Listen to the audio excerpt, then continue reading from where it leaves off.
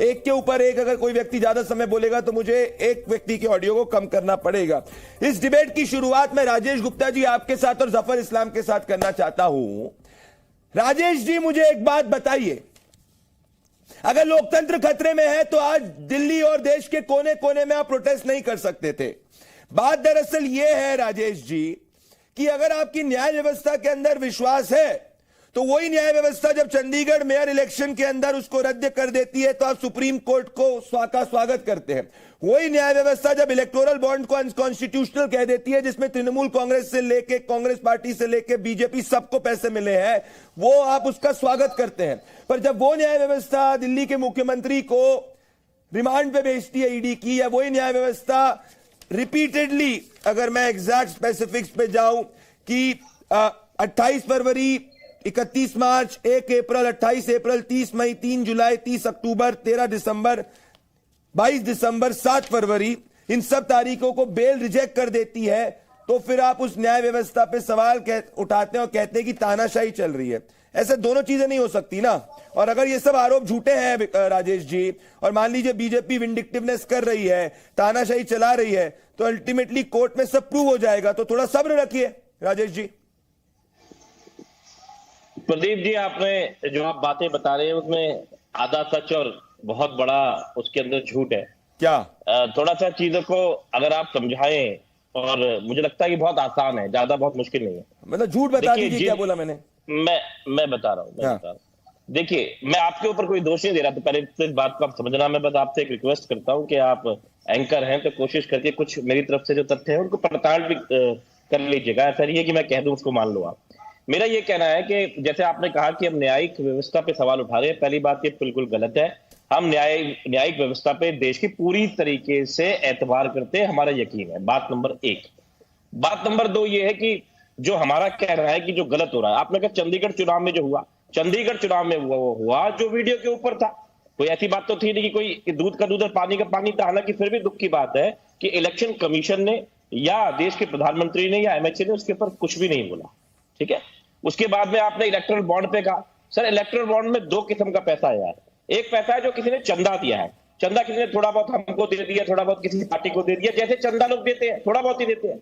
और एक होता है बहा मरोड़ के हफ्ता वसूली करना, कि आप उसके यहाँ पे इनकम टैक्स भेजेंगे, ईडी भेजेंगे, सीबीआई भेजेंगे, उसे डराएंगे और फिर उससे पैसे ले लेंगे। देखिए, आप अगर दिखाते, आप देखिए कई जगह नीचे से, आप ही के यहाँ पे नीचे चल रहा है, आप ही का मैं टिकर अभी देख रहा था, उस पर आ रहा है ना कि शरद रेड्डी ने, जिनको इन्होंने पकड़ के बंद करा, उनके ऊपर इन्होंने जिन्होंने इनके ऊपर छापे मारे, छापे मारने के 5 दिन के अंदर इनको वो डोनेशन देते हैं। उसके बाद में जब उनकी जमानत की बारी आती है तो ईडी वहां पे जमानत का विरोध नहीं करती। ये कहते हुए कि इनकी पीठ में दर्द है। आपने 100 सेकंड तक बोला, मैंने टाइमर चलाया था, आपने अपनी बात रख दी। जफर इस्लाम इसका जवाब देंगे शरद रेड्डी के ऊपर।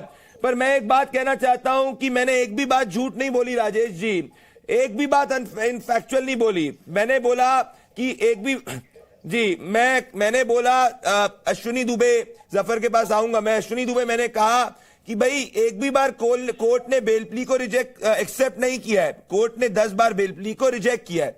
मैंने कहा कि भाई सरकार जेल से कैसे चलेगी, क्या ये नैतिक है, क्या ये संवैधानिक है, क्या ये एथिकल है? मेरा दूसरा सवाल ये है, इन सब में कौन सा हाफ ट्रूथ मैंने बोला है, मैं ये पूछना चाह रहा हूं अश्विनी दुबे जी।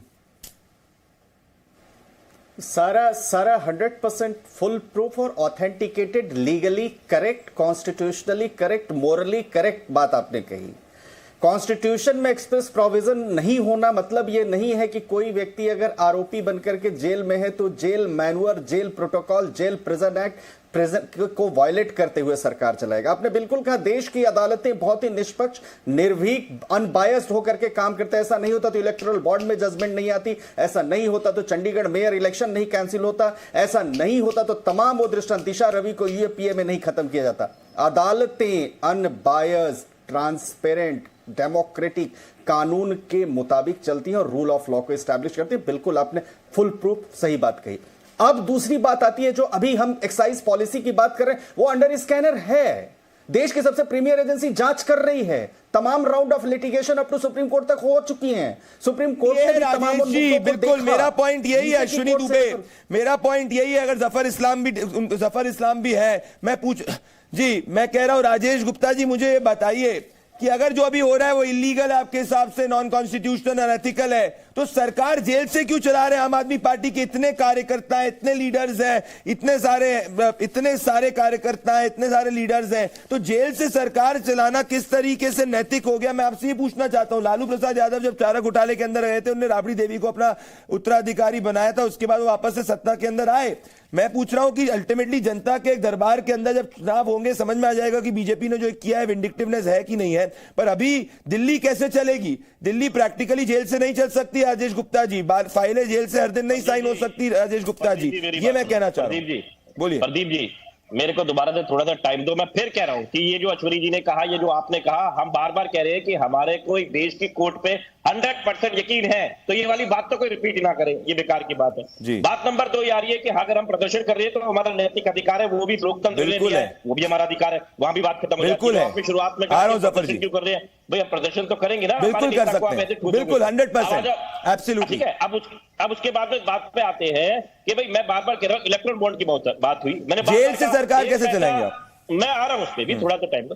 एक पैसा है जो अपने आप को ही दे रहा है और एक है महामरोड़ के दे रहे हो, आप दिखा दो ना। आप, मैं आपसे बार बार कह रहा हूं कि आप रेड्डी साहब का दिखा दो, कितने पैसे दिए, जमानत के बाद कितने दिए, कैसे दिए, उसमें कोई बोल के राजी नहीं, क्यों नहीं बोल रही? उसके ऊपर बोले। दूसरी बात, जब जेल से, आपने कहा जेल से नहीं क्यों चलाना चाहते सरकार?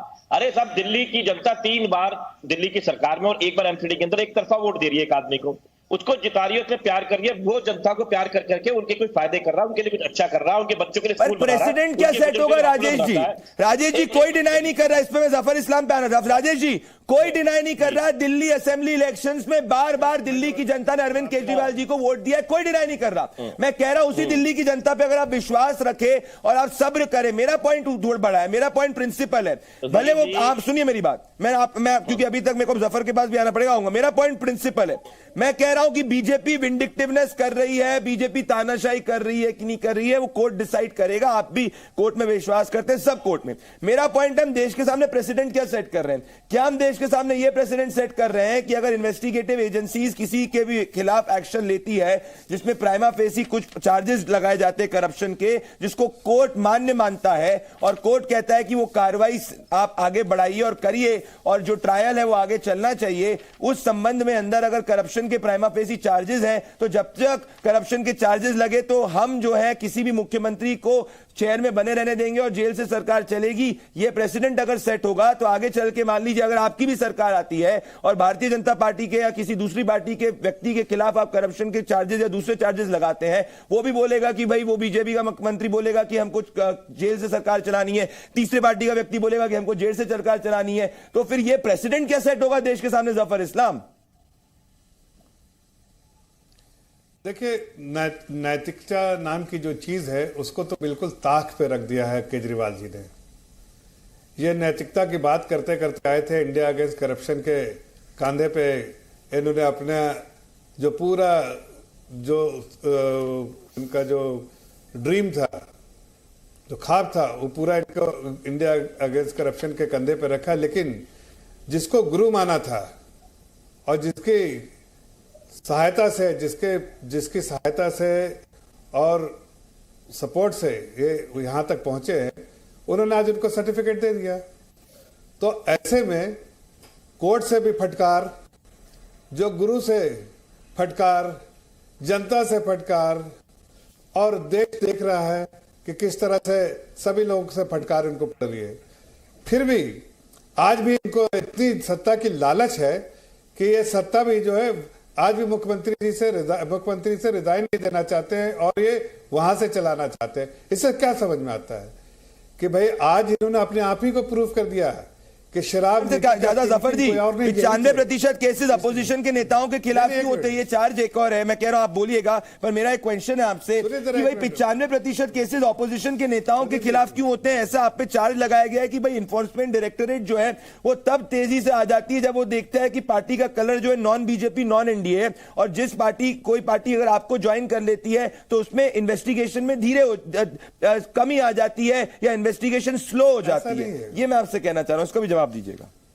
मैं जवाब देता हूं। पहले तो मैं कह रहा हूं कि आज इन्होंने खुद से प्रूव कर दिया कि किंग पिंग तो यही है, वरना मुख्यमंत्री जेल में है, कह रहा फिर भी मैं ही सरकार चलाऊंगा। इससे समझ में आता है ना कि किंग पिंग कौन है। सब डिसीजन इसने लिए है, इन्होंने लिए सब डिसीजन। जब वो मुख्यमंत्री वहां कह रहा है कि आज मैं खुद भी रहना चाहता हूं, मैं रिजाइन नहीं दूंगा, तो मतलब पहले भी सारे डिसीजन इन्होंने लिए है। हकीकत यह है कि शराब नीति बनाने का पूरा आइडिया, उसमें तो माल कमाने का आइडिया, उसको माल को कहां इस्तेमाल करने का आइडिया सब केजरीवाल जी का था। और आज पहली बार नहीं, हम लोगों ने कई बार कहा है, जितने दस्तावेज हैं उस दस्तावेज के बिना पर इनको कोई राहत नहीं मिल सकता। ये सारे सबूत हैं इनके खिलाफ, और उस सबूत को ये कैसे झुटला